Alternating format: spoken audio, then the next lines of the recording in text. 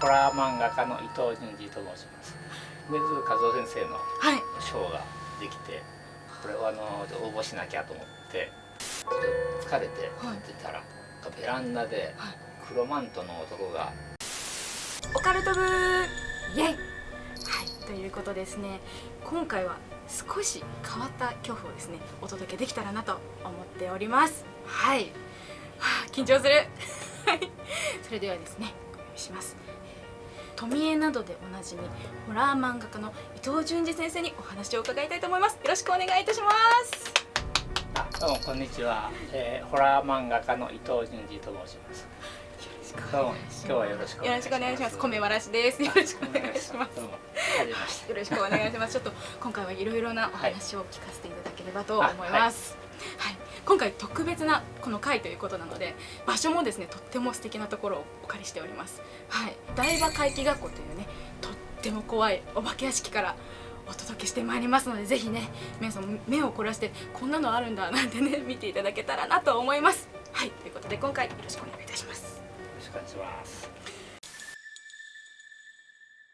まずはじめにですね、この台場怪奇学校なんですが、伊藤先生はこちら来られたことが、はい、台場怪奇学校で、なんか富江のをテーマにしたお化け屋敷が催されまして、その時に一度家族で来まして、ご家族で、すごく怖くて怖いですよね。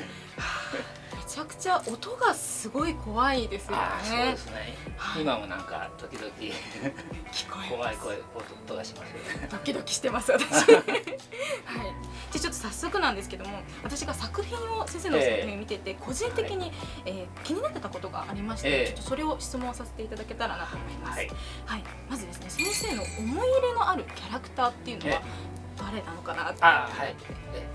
やっぱり富江殺されても蘇ってくるキャラクターなんですけど、一応私デビュー作なんで、月刊ハロウィンという少女ホラー漫画雑誌があってですね、そこで梅津賞っていう梅津和夫先生の賞ができて、これを応募しなきゃと思って書いたのが富江でですね、一番最初の作品でもありますので、愛着もひとしおお気に入りの。そうですね。本当に美人ですからね。いやー、どうですかね。ちょっとまだあまり描ききれてないみたいなんで。そうなんですか。じゃあこれからがもっと楽しみになりますね。そうですね。まだ描く機会があればいいなと思いますけど。富江もすごいキャラクターですけど、なんかこの描かれているキャラクターの中で一番遭遇したくないなというか出会いたくないなみたいなキャラクターっていますか？ほとんど遭遇したくないんですけど、いや全部そうですよね。なかなかあえて一人選ぶとするとファッションモデルという漫画にできた藤さんという人がですね。私も嫌です。会いたくない。食べられちゃう可能性があるんで。そうですよね。大きいお口の。そう。体も大きくて、最初ファッションモデルっていう短編に出た時は2メートルぐらいだったんですけど、でかい。大きいですね。いろんな短編にちょい役で出すうちにどんどん大きくなって、最終的に3メートルぐらい。1メートルの成長があったんですね。ちょっと大きさもちょっと非常に恐ろしいんで。なるほど。やっぱり一番会いたくないかな。会いたくないですよね。ちなみに今の藤さんとか富江みたいな実物の人をモデルにされてるのかなって気になってたんですが。ですね、富江は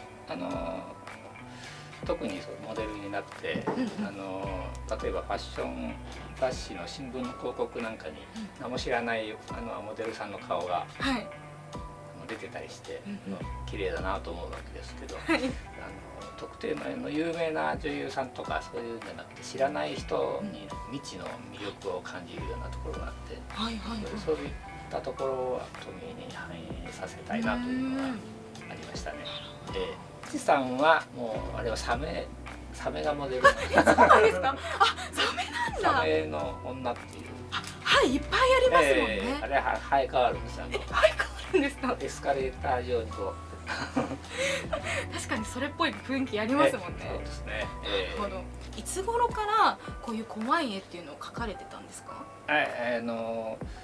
当に物心ついた頃に梅津和夫先生とか古賀真一先生とかエコアザラクの先生の漫画に触れる機会があって、でほとんどもう漫画はもう少女向けホラー漫画しか読んだことなくてですね。そうなんですね。それしか興味が示さなくて、でそれに影響されても小学校上がるちょっと前ぐらいから画用紙を切って小さな小冊子にこう縫って、そこに漫画を描き始めたというのが最初なんですけど、すごいですね。で小学校2、3年の時にですね、節分の頃だったと思うんですけど、海の顔を描くっていう授業があって、で怖い顔を描いてやろうと思ってですね、で気味の悪い4人の顔を描いて、でみんな張り出されるのを見たら自分の絵だけ本当に異様なちょ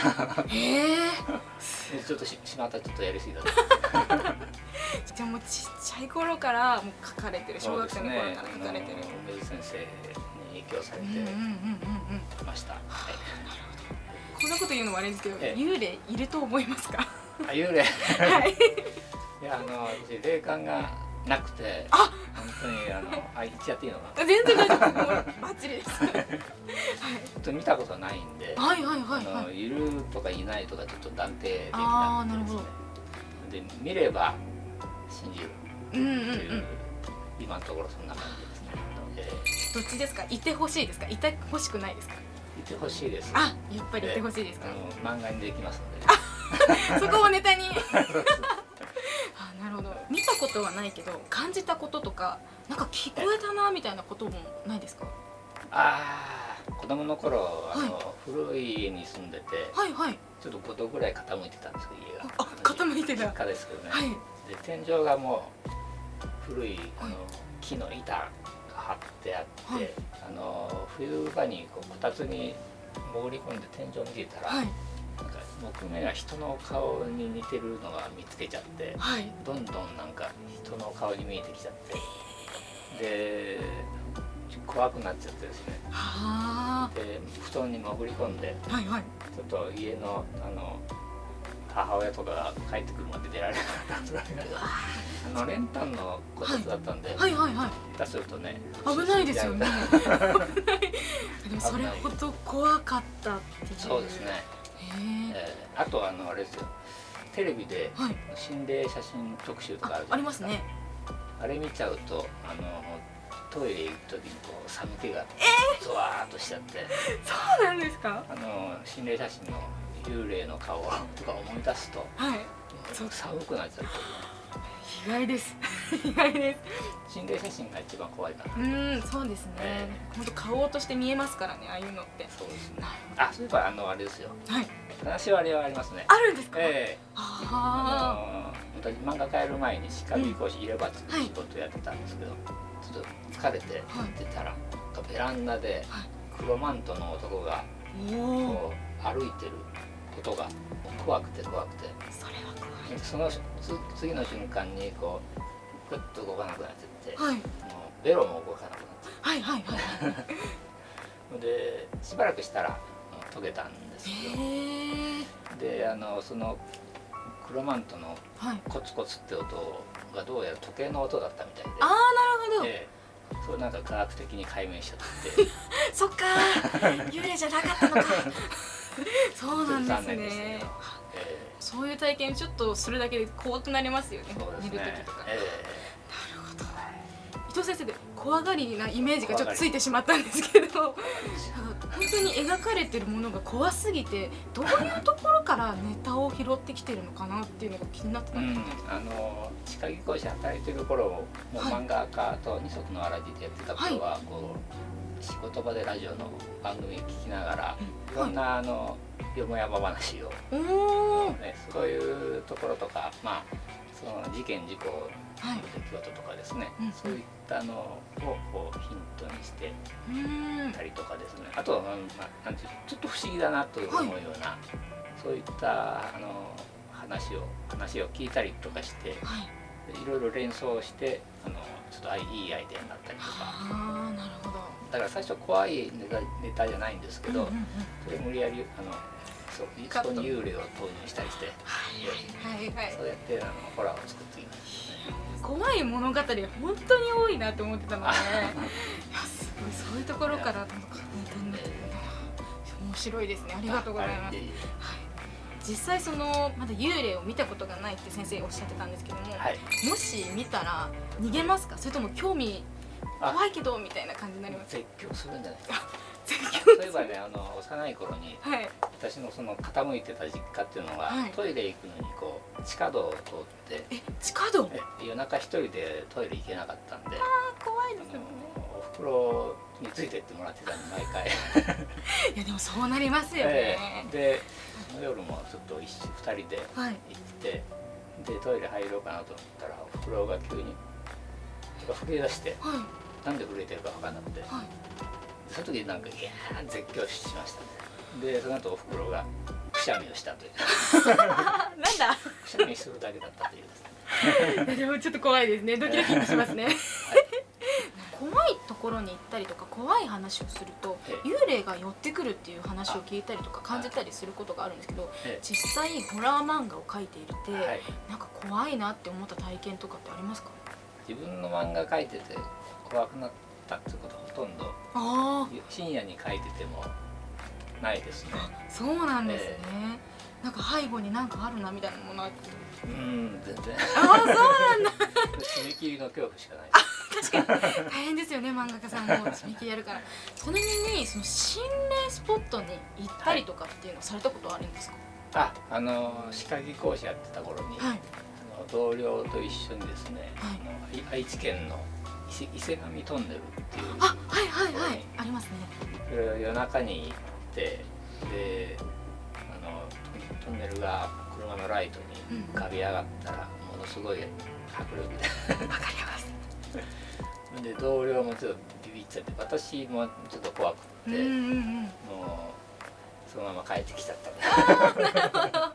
相当怖いですよね、あそこって雰囲気。行ったことがあるんですけど、旧の方ですよね。旧ですね。あそこめちゃくちゃ怖いなって思いました。場所が昼間に行ったんですか？夜です。夜に。あと心霊スポットじゃないんですけど、私の実家の町中津川なんですけど、ちょっと使われなくなったやっぱりトンネルがあって、そこへ子供の頃トンネルの奥に何かあるらしいっていうんで、友達と3人で懐中電灯と探検に行ったことあります。すごい冒険心がすごいんですか？中に壁がトンネル塞がってて、壁で。なるほど。でドアがあって、でなんか宇宙船研究所がありました。宇宙船っていうのは宇宙から降り注ぐ放射線なんですけど、それを研究する施設、大学の施設がありまして、なるほど。今はもう廃墟になってます。いいですね。トンネル自体がもう古くて立ち入り禁止です。今入れない。もう入れない。残念。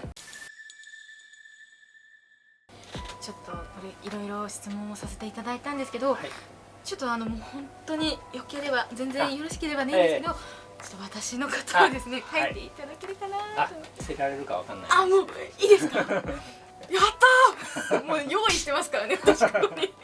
じゃちょっとよろしくお願いします。もうこれね、嬉しすぎてね。ごめんなさいね、ファンの皆さんね、本当にすいません、ちょっと私。こ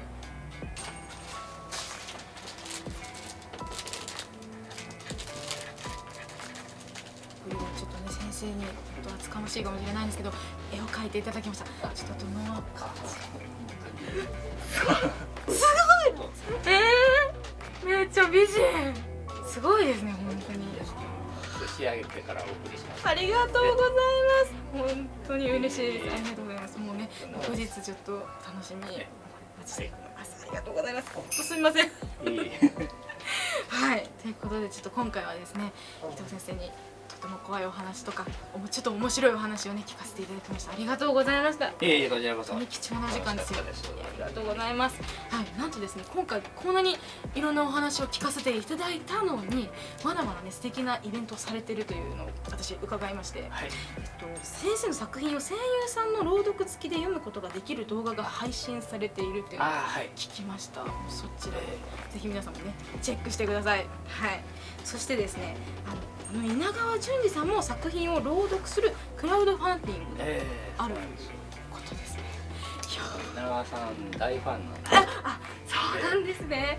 私の漫画を稲川町の語りで語っていただけるということで、うわ、これはクラウドファンディングちょっとぜひこれは実現したいですね。実現させていただけたらと思います。なるほど。そしてですね、このクラウドファンディングをご支援されますとアマビエグッズがもらえるそうです。はい、こちらのアマビエちゃんのステッカー、すごいですね。ステッカーと、あとこちら御朱印帳ですか。御朱印帳、素敵な、欲しい欲しい。いろいろもうこれ貼りますね。アマビエちゃんの絵が描かれてるもうこちらと、そしてじゃあちょっとお願いします。こちらですね、素敵な掛け軸。はい、こちらもいただける。しかも先生のサイン入りですか。はい、サインを入れた。ここに落款を消しゴムで彫って作ったのを先生が作られしますんで。すごい。こういったものがいただけます。これはやるしかない。実現させましょう。本当にぜひよろしくお願いします。はい。ということで、こちら大場会計学校さんのお借りしまして伊藤淳二先生にお話を伺いました。ありがとうございます。本当に楽しい時間でした。いや、嬉しいです。ありがとうございます。ということで本日は以上になります。伊藤先生、ありがとうございました。どうもありがとうございました。で、皆様はありがとうございました。ありがとうございました。じゃあねはい、ではですね、皆様、こちら大場会計学校の中にいる4人の子どもたちを供養しに行っていただきます。はい、まずは皆様、こちら4人のお化けから1人選んでいただきますが、どのお化けといきますか。チコさんで、じゃありがとうございます。みっちゃんかみっちゃんは生首の少女となって会計学校内さまよい続けてますので供養してください。扉を開けて進め。行きますね。はい、お願いします。すいません。幕がすごい。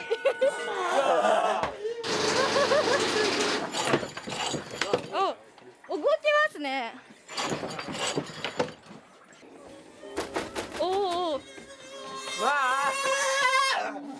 先生、ここじゃないですか、炎の焚き火というのは。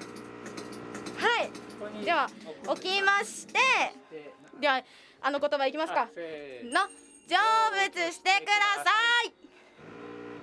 ありがとう。はい。順次兄ちゃん。はい。順次兄ちゃんのなん体をちょうだい。痛い。ちょっと。こんにちは。当たっちゃった。はい。よかった。はい、つけました。バン。すごい。かわいい。綺麗。もう目キュルルンとしてます。まさにこの鏡を見たかのようなね。